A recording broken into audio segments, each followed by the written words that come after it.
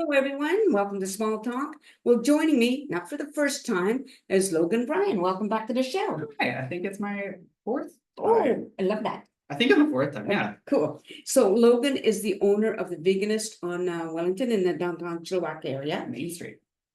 Pardon? Main Street. We moved. When? I didn't. May 1st. I didn't know that. Yeah. On Main. Yeah. Okay. Where Michael's and Main used to be. Oh wow. Oh, so you're so much closer. Yeah. Oh, It was wow. like 1 minute walk. I have no. I'm sorry, I didn't know that. I didn't know that. Now, see, this is why you can't do the show, right? So you Exactly. can put this on air. Now you're also the founder of the Abbey Cat Daddy, which is a Yes. feline advocate society, correct? Yeah. So we are a cat rescue. We also deal with advocating for felines and other aspects. So like within the homes, trying to keep cats in the houses if all we can in education. So not just your regular cat rescue, wherever. Yeah, I know. I see sometimes your posts with a cat is up for adoption, Yeah. and it's not always the little kittens, because people love kittens, right? Kittens are an easy adoption. Yeah, It's the adults are hard, yeah. yeah, for sure.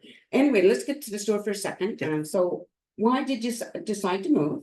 Yeah, so we were thinking of moving for a lot of different reasons, mainly for parking and accessibility. Mhm. And stuff came up with our landlord, and so we ended up having to leave. Don't want to go into too much detail there, but we moved the last week of April, and we opened our store on Main Street on May 1st. Very good. Now, I do know from talking to other people that the rents on Wellington are a little bit, Expensive. yes. We're 30% less in our new space, and we have almost 30% more space. Wow, So, wow. and a parking lot. So it's been a great Yeah. transition, and it's had its hiccups, absolutely, but we've done really well, and we've had really good reception from our customers, which is good.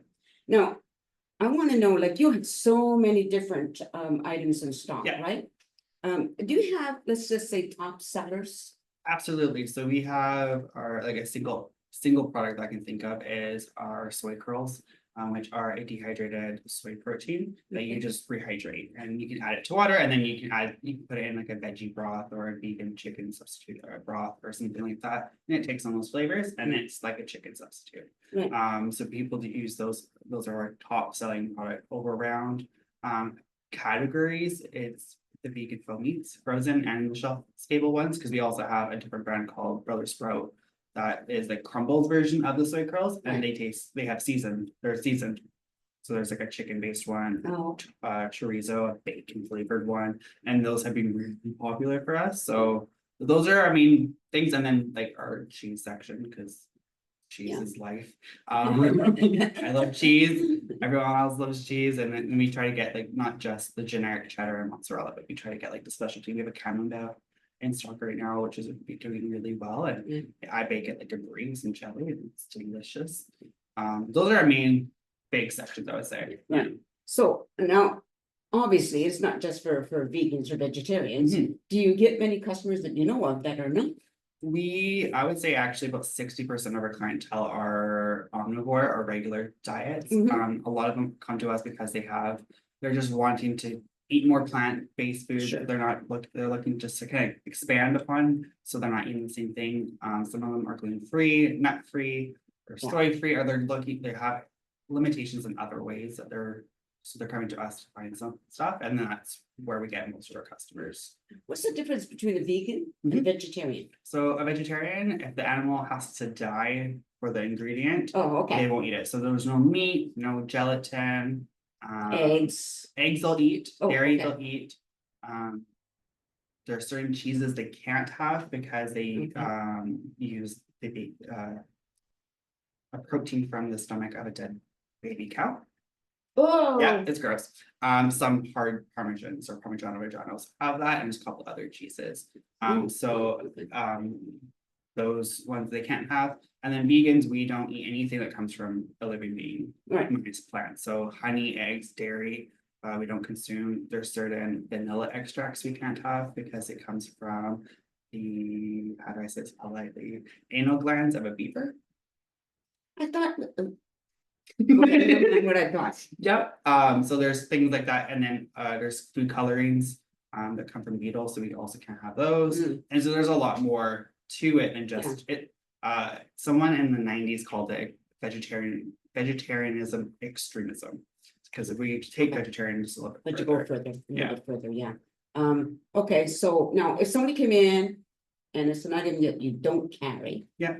Would you get it? So it depends on the item. So a lot of items we can access easily, other items it's harder for us to access. And there are certain brands that are carried at the bigger box stores. Yeah. That Yeah. our cost at wholesale, it's almost the same as what they're selling it for. Right, So those items we just don't bother bringing in because it doesn't make sense. But we do listen to our customers' feedback and try to get those products in, as long as it's reasonable. 'Cause Sure. we don't want to Sure. overload ourselves, and we don't want to buy a product, sell it for double the price than it should be really, but that's how we have to survive, yeah, right? yeah, you have to pay your rent, like Yeah. anybody else, you have overhead, employees. Yes. Or whatever, you know, I'm just wondering if, and this has happened to me, not with food, but where somebody's ordered something. Mhm. And it was what, something I would make, and then change their mind, Yeah, do you get that type of we've thing? had a lot of people ask us for certain categories of products, we brought them in and then we never see them again. Or they come right after all the item expires. And they're like, you still don't have it, and I did. Brought it in But- for you, but you just never came. Yeah, So we now, when we bring in stuff that we're not sure is gonna sell, we actually require the customer to pre-order. It's a part of the case. We don't expect them to buy the whole case, but we do ask them to prepay. Right. And then Good for you, yeah. we call them when it's in, so Yeah. that they know about it. yeah, because it's not fair, I mean, people don't even think about how it is for you Mhm. to spend that money on that item and then have it just expire. Right, and it's sitting on a shelf taking up space, Yeah. and then I'm looking at it every day being like, person. But And that's, I think, not just with us, that's something that happens in a lot of the grocery world. Yeah. There's a YouTuber that we watch out in Toronto, they have they're not a vegan grocery store, but they're an independent grocer. And his big thing is if they're bringing in something specifically for someone, Yeah. they'll order 2 cases, one that customer has to pay for completely. Good. And we've kind of adopted that by having like, you have to buy at least half the case, unless the case is like a weird case quantity, then Yeah. we'll work with that. Just because we don't want to be stuck with product that's not Yeah, I gonna. don't blame you. Yeah. No, I know in your other location, like you were selling soup, and Yeah, are you still doing that? so we actually just last week had our kitchen approved by Grazer Health. All right. So this week we started doing our sandwiches, so we have our eggless salad sandwich and our smoked tofu sandwich.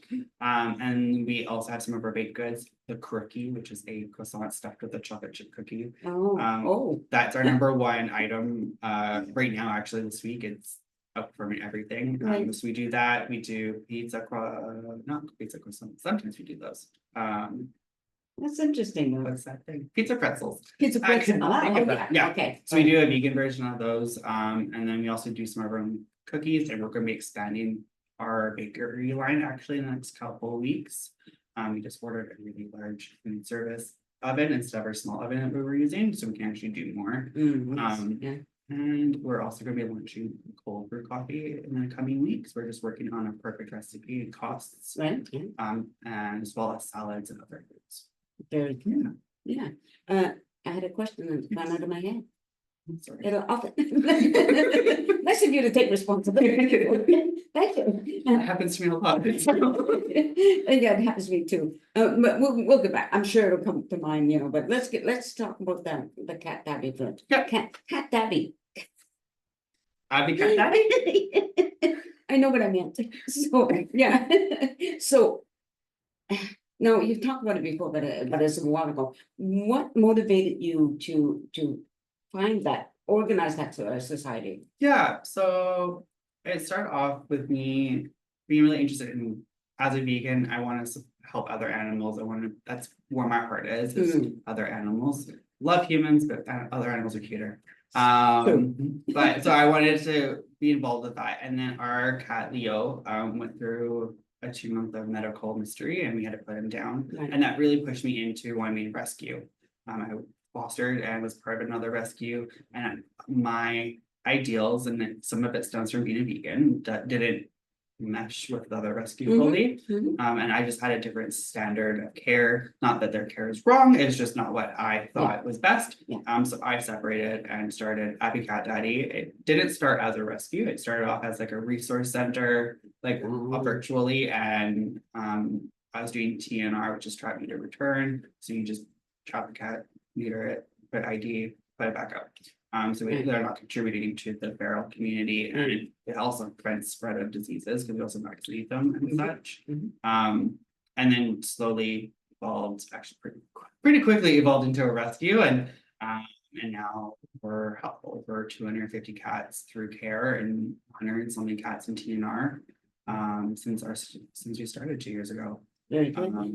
And we're a registered nonprofit. We're in the middle of our CRA charity status application right now, so that's a lot. Yeah. And we started our spay neuter program. So people in Mission and Abbotsford, we do have some Chilliwack people, but there are a lot of programs in Chilliwack. So we focus mainly in Mission and Abbotsford. People can get their cat spayed or neutered for $165. It does go up a little bit, depending if the cat is older, and if there's any other needs, just because the clinic requires that. Of course. But our starting price and 90% of our certificates are $165. Are there a lot of feral cats? Yes, I would. So yes and no. So feral is misunderstood by the general public as a behavior, and it is a behavior, but people assume that it's almost like a breed, like it's born feral. Humans are technically born feral. Feral it just means under socialized. Right. So there are a lot of people who use the word too commonly, like their house cat, they'll say it's a feral cat, but if your cat's purring and meowing, it's not feral. Feral, yeah. Right? If you can pet your cat at all, it's not feral. So yes and no, depending on your understanding of the word. Okay. My word that I like to use to describe what we all kind of generalize as feral cats is community cats. So we have there's a lot of community cats in the farmlands. There's a lot in the more dense areas of Chilliwack and Abbotsford and Mission, to where there's apartment buildings. There's a lot of community cats in those areas, and around larger parks like Mill Lake and Abbotsford. On Fairfield Island here in Chilliwack, there's a ton. Just behind the hospital, there's also a lot. And it's just a lot, and it comes from people having cats, not getting spayed neutered, letting them have access outside, then they meet, or they go far away looking for a meet, and then they don't find their way back. Right. So that's how it happens, and it continues to happen because we're not dealing with the situation fast enough. Cats can have a litter of anywhere from 2 to 11 cats in a single litter, and it only takes them 2 months to be pregnant. Kittens can have, once they're hit 2 months, they can physically have babies themselves. And doctors for the longest time were saying to wait till they're 6 months to have their spay neuter surgeries. Once they hit 2 kilograms, or sorry, 1 kilogram, 2 pounds, and they're at least 8 to 10 weeks, then we spay neuter, just because it prevents a lot of the bad behaviors you get from having all those hormones. And also when we TNR cats in the community around houses, we notice there's less noise complaints, there's less spraying, there's less fighting. And so just having them neutered prevents a lot of house damage, and it actually saves homeowners money. Right. Yeah. So it's a win-win. It is, and it's a lot of education to go with it to get people on that same page. Right. How many people because you have to have a board, right? Yeah. So there's 3 in my nonprofit. There's 3 board members: myself, my partner, and my partner's mom. Oh, very good. Yeah. I remember the other question that I forgot. How many employees do you have at the Veganist? So we currently have 1, actually. Whoa. Yeah, we had 3. One went back to school and is now going to a different career path altogether. Right. And just recently, our youngest staff member just graduated high school, and they're going to Europe for a year. So they just left now, like a week ago. So right now we're down to 1, and we might bring in someone else, but right now that staff member is getting all the hours, and they're quite enjoying that. So I'm actually keep it that way for now. Yeah. Yeah, that's nice. It's nice that you can leave the store and not have to worry, because you know you have somebody that's there and that's reliable. And they are quite knowledgeable, so they're a great employee. How long have they been with you? A year and a half. Yeah. Okay, great. Well, I think we covered everything. Is there anything you wanted to? Oh, the Veganist, we have our night market coming up. Oh, where? What? So with the Veganist, we are hosting a vegan night market, and we call it the Whack Vegan Night Market, August 9th. I think I've seen Yes, signs, notices on Facebook. yeah, But maybe I even shared it, I don't know, I don't remember. it's okay. So, okay, so where's the night market? So it's going to be in our parking lot adjacent to their building, so 9248 Main Street. There is our store, and there's our parking lot is right beside it, so we're going to be doing the night market in the parking lot because it's quite large. And Yeah, it it is starts at large. 6 p.m. and it's going to 10, and we're getting lights, so that obviously there's. Very nice. So if you're not sure where that area is, if you know where Savon is or the TD Bank, it's right behind TD Bank, which is Yale, so runs parallel to Yale. And yeah, so it's all right there in a really good spot. Yes. That's, you know, Baker Newby's kind of across the Yeah, street. Baker Newby is right across the street from us. It's on the corner of Main and Kip. Yeah. That's another way Yeah. for some people, if that's how you like to find your way. How did the market idea come about? So we've always wanted to do more events, and our old location was really hard to do that because we were in the middle, there wasn't parking. That was already an issue for us, and the space was small. Our space is larger, we have a parking lot now. And in Vancouver, there is a vegan night market that goes on every other Thursday during the summer, and it does really well. And last year we did the Vegan Foodie Festival, and it was a great success, not just for us, but for members of the community and the vendors, and it was really nice to see everyone come together for that. With our move, we weren't able to do something as quite large as that, and also that park that we used was booked all summer long. Right, So we decided to do the night market that's pretty cool. and use the parking lot that we have and continue doing events, and if that goes well, we'll continue doing more.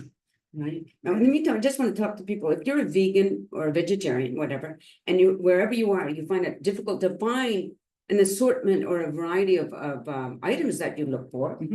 I think this store is a really good place to find those items, right? Yeah, we have category, we cover all the main categories for your living. We have laundry, we have household cleaning, we have skincare, we have your food, and we are expanding quite often right now with those categories. On our website, we also have a section called Vegan in the Whack. So if you're looking for other food places to eat in Chilliwack, you can find a list of different options there. Yeah, and we also deliver across North America, and we also do in-store pickups. Cool. So what's your website? theveganist.ca. So simple, theveganist.ca. So check it out. And oh yeah, what's the phone number for the store in case anybody wants to? 778-704-1291. I'll get it, I'll write it down. Okay? I think. I'll get it from after we end this, and I'll make sure you can see that, because people sometimes need to see it, right? I'm that So person. me too. So anyway, thank you, Logan. That's Thank you. been really great. Thank you for watching the show. I really hope you continue to do so. I hope you enjoyed listening to I was gonna call him Bryan. Call him Bryan, that's his last name. Yes, his name is Logan, okay? Owner of the Viganist. Anyway, thank you everybody for watching. Like I said, I hope you continue to do so. Take care, everybody, and peace out. See ya. I'm gonna find the off button. Bye. Oh my God, that was so much Still fun. on. Yeah, but they can't see us now. Oh, okay. Okay, because I can, yeah.